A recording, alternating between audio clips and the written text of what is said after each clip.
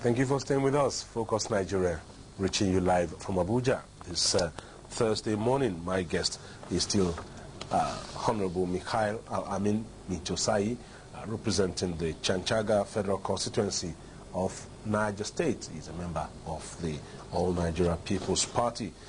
Now, let me ask you, it's a very simple issue, really, but it seems like it's been complicated from all sides, whichever way you look at it. Now, it's got into a situation where virtually everyone is talking about this issue of the absence of the president. But now, looking at the issue of the resolution of the Senate on Wednesday, is it possible that the president can be compelled to write that letter to the National Assembly? Well, compulsion, like I told you from the introduction, that if the president came in, to office thinking that the division of Parliament is just persuasive, maybe he has also transmitted that kind of thinking to the people he works with. Maybe they will not respect the decision of the. Unfortunately, it's not supposed to be so. Compulsion should be if it respects the decisions of the court. And I know that a federal high court has directed that he hands over the administration of the country to the vice president. I don't know why that one hasn't been complied with. Because they are also hiding under the provision of Section 144 or Section 144, one of the sections saying that if it's, the medical team has to be constituted, blah, blah, blah, blah, blah.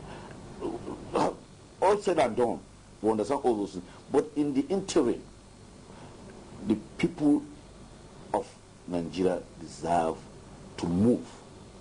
And whatever it is necessary for us to be seen as moving should be done by everybody concerned. The purpose is that we should move. That's my own problem. That we should move. We cannot be dilly-dallying, on this when the lives of over 140 million people is predicated on the decision of a few members of the federal executive. This gentleman should see reason and do what is right.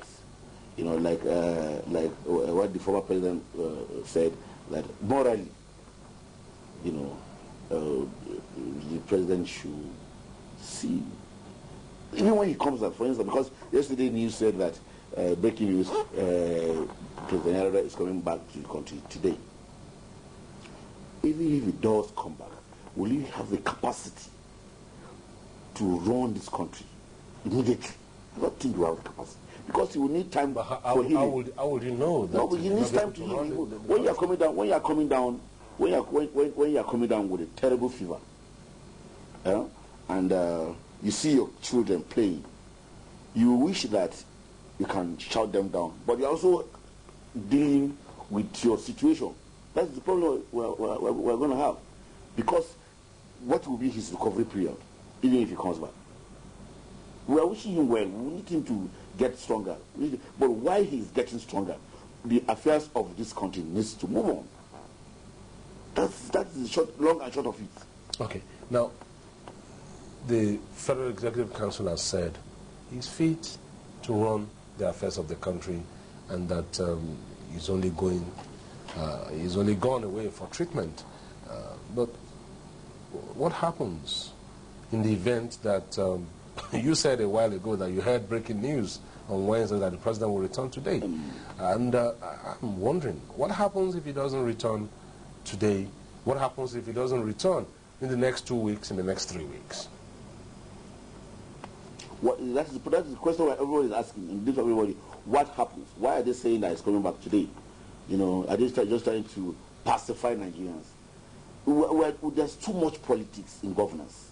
It is unfortunate that we should be able to separate politics and governance. But where do you draw the line between politics and governance? Once the elections are done, everybody is sworn into office, we should do the act of governance. I'm not talking about the period of the year. I'm talking about when, in respect of the fact that when each time issues arise, like this one has arisen now, and you have said that there's a lot of politics going on in it. So where do you draw the line between politics and governance when there is a serious issue that demands the compliance with the rule of law, substantial compliance with the rule of law, that demands constitutionality?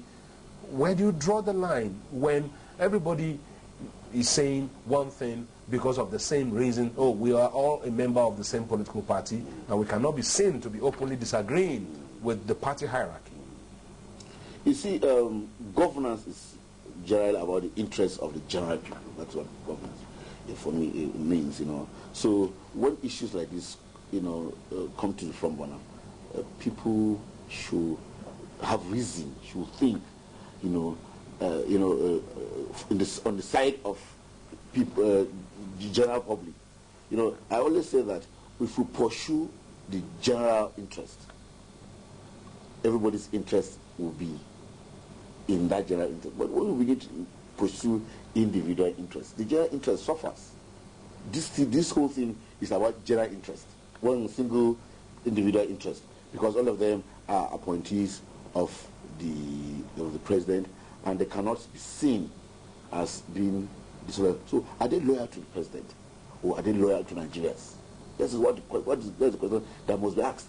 Because it is supposed, because when you swear, you swear to defend the constitution of the Federal Republic of Nigeria. What should it really be? Because I listened to the foreign minister, Ojoma last week. I watched it on the internet, where he said that members of the Federal Executive Council were sworn in as members of the Federal Executive Council of Nigeria, not of the president. So where do the members of that council draw the line here in terms of, talking in terms of loyalty to either the president or to the nation? You are loyal to the president and the Federal Republic of Nigeria. Now, but it's a blue pencil kind of rule. So you should be able now to see the suffer. Now that we are in this quagmire, who should my loyalty be to Nigerian people? It should generally, reason, you should think that it should be to the Nigerian people. You know, because unless it is for the Nigerian people, who will individually suffer,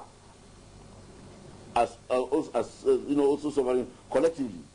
So that Ojoma said that when you swear, when you take out of office, you swear to defend the Constitution of the Federal Republic of Nigeria.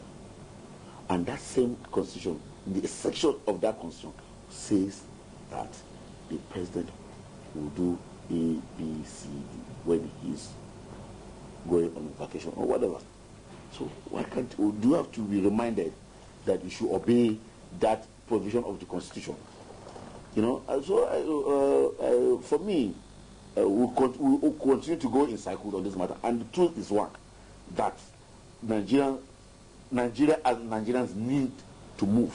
If you came up this morning, you will see all sort of queues. You begin to wonder, is it that because we have a vacuum in the leadership of the country? Is that why some people are taking advantage and using it to benefit themselves?